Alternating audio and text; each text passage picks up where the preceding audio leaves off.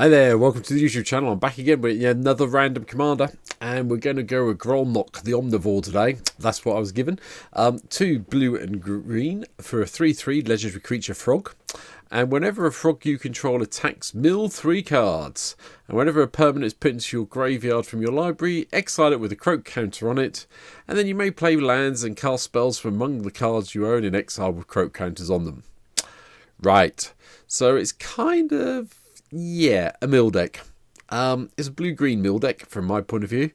Mill yourself out, and then you either win by playing the things out of exile, or you win through the normal 2 things that you'd expect to win through with a mill deck.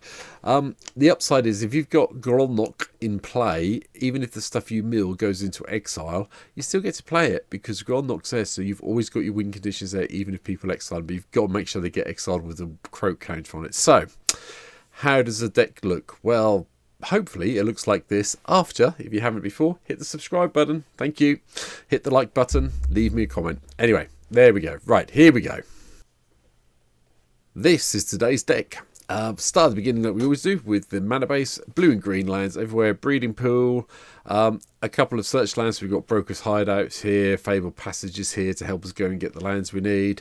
I've gone with flooded grove just because I like the card, hinterland harbour, a whole load of forests, a whole load of islands, mana gate and sea gate, reliquary towers here, temple of the false gods here, thriving grove and thriving isle. Try saying them when you've got a bunged up nose like I have at the moment. Woodland stream, vine glimmer snarl, Yavamai, cradle and growth. They're all here. Artifact wise, we've gone a little bit heavier than I usually do, but for this sort of deck I think it's necessary. So Mox, Tantalite, Soul Talisman and Jeweled Lotus are in the 0 or suspend slot. Soul Ring. And then we've got Arcane Signet, we've got Emerald Medallion, Sapphire Medallion, Talisman of Curiosity, which is the enemy paired one from Modern Masters, if I remember, Modern Horizons, there you go. And Thought Vessel, they're all here. So we've got quite a lot of ramp on the go. But what we're trying to do is have some fun with our frogs. And there's more frogs than I thought there was, I'll be honest. I wasn't expecting quite this many when I built the deck, but there was quite a few. So we're going to go with the frogs, so try and do it that way, and then try and cast stuff from exile, and then hopefully win the game in the beadiest ways possible. So let's start at the beginning. Hedron crabs here because we want to do the landfall. We want to start milling ourselves as soon as possible. Well, milling ourselves once we've got Grolnok in play. It's probably worth looking out for this. The other thing I like about the landfall ability is if your opponents are starting to use things like tutors to put things on top of their library, if you can do a quick tricky mill of them, by fabled passage in their turn or something so they don't get their card, that's quite fun. Anyway, Birds of Paradise, Elvish Mystic, Fire Nord Elves, Lambwar Elves make up the creature ramp. And then our first frog is Spore Frog. Little old Spore Frog. Prevent all combat damage that would be dealt this turn. Okay then. 2 drops. Brain Freeze. Hopefully we'll be able to mill ourselves through quite a bit to get to where we need to be. With the whole storm thing, obviously. Cyclonic Rift help control the board. Diligent Excavator. We've got enough historics between the legendaries and the artifacts we've got in the deck. I think we have enough to generate a couple of mills every so often with Diligent Excavator. Plus it's a 1/3 for 2 mana, so it's a reasonable early doors blocker. Counterspell and Mana Drain give us a bit of control of things we don't want to happen or hit the board. And, yeah, the win condition you're all expecting to see and probably all cursing me for is Thassa's Oracle. It's here. Hopefully we'll be milling our deck out enough that we'll be able to get this off and win when we cast Thassa's Oracle, just to make sure we've got X or less in our library. Bramble Familiar helps with the mill plan. The fetch quest is very good, but the early doors you can bounce it back to your hand later on, so you can have a little bit of extra ramp with this guy. Explore. Does the whole card draw and then extra land. Heroic Intervention keeps everything we've got in play alive if we need it to. Jade Avenger. Bushido. Don't see Bushido much, especially on a frog samurai. But, whenever this creature blocks or becomes blocked, it gets +2/+2 into the end of turn. So it's basically a 2/2 for 2 mana that if it does get blocked becomes a 4/4, which gives people a headache, so you probably get 3 for 2 damage quite often. Lotus Cobra gives us some extra mana with the mana drops. Mulch just mills some of our deck away and we get to get all our lands into our hand. Had to have Poison Dart Frog in here just because it comes out in Lost Canvas of Ixalan. It's another frog to add to our collection. Rampant Growth does the whole let's find a basic. Coiling Oracles here as well, just to, I don't know, give us an extra land drop or an extra card draw, depending what it is. And Growth Spirals here for the same thing. Draw a card, land into play if we need to keep ramping up harder. A couple of things I will point out that are further down here. We've got Lightning Greaves and the Boots in here primarily to protect Grolnok when we get them into play. And I've also got Mesmeric Orb, because we do want to mill our stuff, and this is the easiest way of doing it. Just put it in play and it just mills every turn for you. And with Grolnok in play, yep, they go to a Croak counter land, so I'll cope with that. That's fine. Thank you very much. 3 drops. Leapfrog. A 3/1 frog that when we cast an instant sorcery gains flying. Okay, but it's still a frog and it attacks, so it'll mill cards. That's fine. Cause of Cunning does the milling for us because we become Monarch when we play it. And if we're still the Monarch when it gets to our turn again, everyone gets to mill 10, which is nice. Jace Beleren, people leave you alone if you play Party Jace, and then the -10 you can mill yourself for 20. Bloated Toad, has protection from blue and cycling if we need to cycle. Chub Toad becomes blocked or is blocked. Blocks or becomes blocked. He goes up to a 3/3 for 3 mana. So yep, okay. I can't say this name. The Crocodile Frog. I'm just going to go with the Crocodile Frog. Reach and Evolve. So another frog that helps us out. Cultivate Kodomus Reach. Go and get a couple of lands. 1 into play each time. 1 into our hand. Rex Sage here to deal with any annoying enchantments or artifacts. Anurid, a Bark Ripper, becomes a big frog for 4 mana once we get to Threshold, which we should do quite easily, so it should be a 3 mana 4/4 most of the time. Eternal Witness brings back anything we might need that's gone to the graveyard already.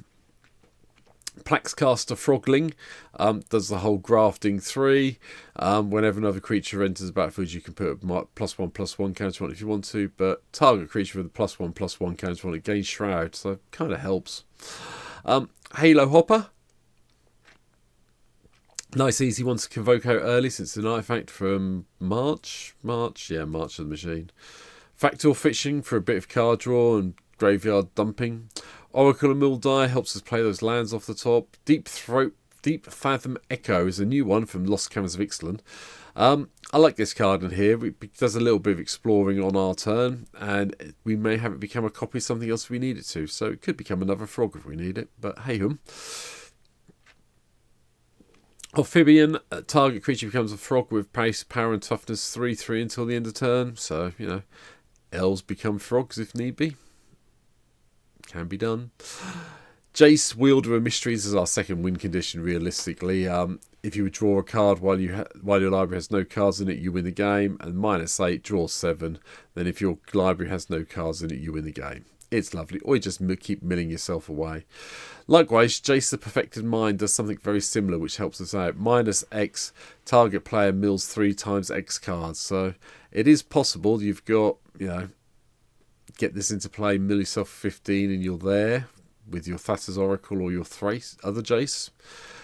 Traumatize helps. At the 5-drop slot, gets to mill half our library away.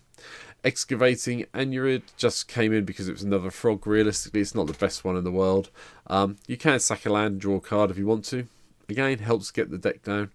And as long as you've got 7 more cards in our graveyard, it's a 5/5 with Vigilance, which isn't a bad beater to be fair. It's just a bit weak when it comes in. Trollbred Guardian. This is what happens when a frog and a troll gets very personal together. Very weird.